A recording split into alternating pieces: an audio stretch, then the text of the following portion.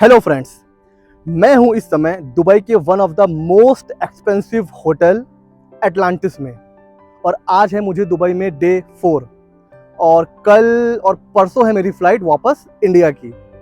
जैसा कि मैंने आप लोगों से ये डिस्कस किया था कि हम लोग बात करेंगे कि दुबई कोई टैक्स तो लगाता नहीं है, तो ये दुबई नहीं, ये जितनी गल्फ कंट्रीज़ हैं ये कैसे पैसा कमाती हैं। ठीक है, और अभी ये हेलीकॉप्टर निकल रहा है तो हो सकता है आवाज़ थोड़ी सी आपको ख़राब मिले। तो बात ये करेंगे कि दुबई और ये जो गल्फ कंट्रीज़ होती हैं ये बिना टैक्स लगाए कैसे कमाती हैं। भाई इंफ्रास्ट्रक्चर पे पैसा खर्च कर रहे हैं तो कैसे इतना पैसा लगाती हैं।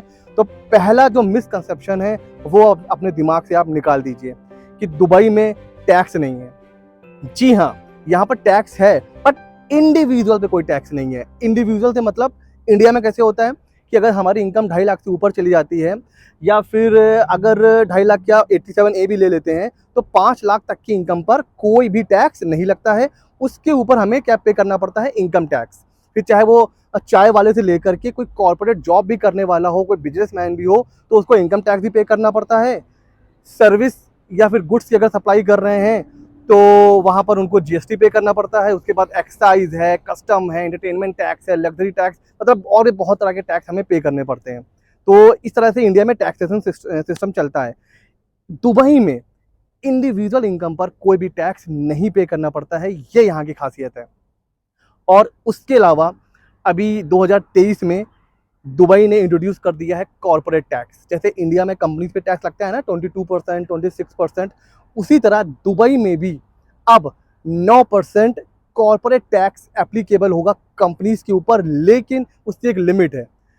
मैं बात करूं 3,75,000, 3,75,000 दिरहम तक अगर आपकी सेल नहीं, टर्नओवर नहीं, नेट प्रॉफिट अगर आपका 3,75,000 दिरहम, जो इंडिया में हुआ करीब 85 लाख के आसपास, 83 लाख के आसपास, ठीक है। तो यहाँ तक अगर आपका सेल नहीं, प्रॉफिट अगर होता है तो आप एग्जाम्प्ट हो, आपको कोई कॉर्पोरेट टैक्स पे नहीं करना है, इंडिविजुअल टैक्स तो है ही नहीं। यही रीज़न है कि बहुत सी कंपनीज अपना हेड ऑफिस कहाँ शिफ्ट कर रही हैं, दुबई में, गल्फ कंट्रीज़ में, इन सब जो बड़ी बड़ी कंट्रीज़ हैं वहाँ शिफ्ट कर रही हैं। बिकॉज कॉर्पोरेट टैक्स का नेट प्रॉफिट, अभी तक तो कॉर्पोरेट टैक्स था ही नहीं, अब जब इंट्रोड्यूस भी हो जाएगा उसके बाद भी करीब 82-83 लाख के नेट प्रॉफिट तक कोई भी कॉर्पोरेट टैक्स पे नहीं करना है। और उसके ऊपर कितना पे करना है, सिर्फ 9%। इंडिया में कितना है, 22, 26, इवन 30% तक। LLP पार्टनरशिप पे कितना लगता है इंडिया में, 30%, लेकिन दुबई में कितना हो जाएगा, सिर्फ 9%। वो भी कब, जब आपका नेट प्रॉफिट 83 लाख को क्रॉस करेगा। इसीलिए जो भी कंपनीज हैं वो अपना हेड ऑफिस या फिर अपना ऑफिस जो है वो दुबई में शिफ्ट कर रहे हैं। पिछले रिसेंट 1 साल में बहुत ज़्यादा ट्रेंड रहा है। तो एक तो कॉर्पोरेट टैक्स हो गया। लास्ट टू लास्ट ईयर अभी वैट भी इंट्रोड्यूस हो चुका है 5%। तो यहाँ पर कोई भी गुड्स वगैरह जब सेल होती है तो 5% आपको पे करना पड़ता है वैट। लेकिन जैसे मैं टूरिस्ट हूँ, मैंने यहाँ पर वैट पे किया 5%। तो अब मैं क्या करूँगा, जब मैं वापस जाऊँगा तो एयरपोर्ट पर मैं बिल दिखा के उसका रिफंड ले सकता हूँ। जो अगर कोई यहाँ पर रहने वाला है, कोई रेसिडेंस है, तो फिर वो क्या करेगा, उसने पे कर दिया, वो पे कर दिया। मैं टूरिस्ट हूँ तो मुझे उसका रिफंड मिल जाएगा।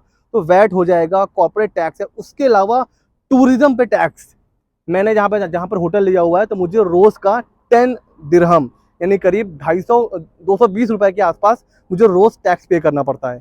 तो जितना लग्जरी होटल उतना ज़्यादा आपको टूरिज्म टैक्स पे करना पड़ता है। बड़े बड़े होटल में ये जो है 100 दिरहम तक भी जाता है, यानी कि 2,500, 3,000 एक दिन का टूरिज्म टैक्स। अब आप देखो कितने टूरिस्ट आते हैं दुबई में। तो ये वो सिस्टम है जिसके ऊपर दुबई टिका हुआ है। यहाँ से उनको पैसा मिलता है और फिर वो पैसा कहाँ पर खर्च करते हैं, इंफ्रास्ट्रक्चर पे। कौन से इंफ्रास्ट्रक्चर, आइए मैं आपको लेकर चलता हूँ एक छोटे से टूर के ऊपर, दिखाता हूँ कि मैंने दुबई में क्या क्या चीज़ें करी हैं। पिछले वीडियोस में भी आपने देखा है, आज भी दिखा रहा हूँ, और मैं दिखाता हूँ कि दुबई का जो इंफ्रास्ट्रक्चर है वो कैसा है।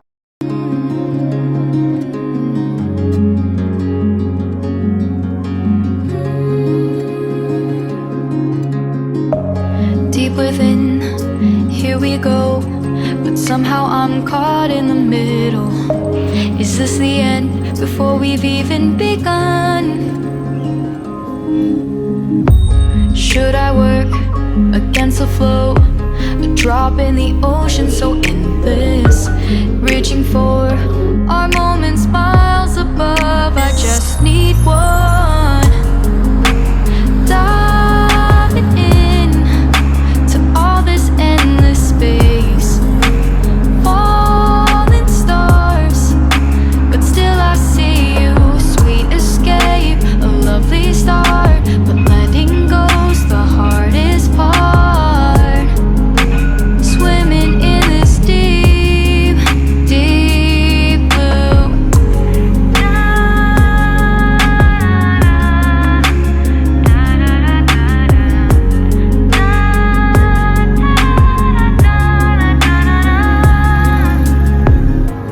Hold my breath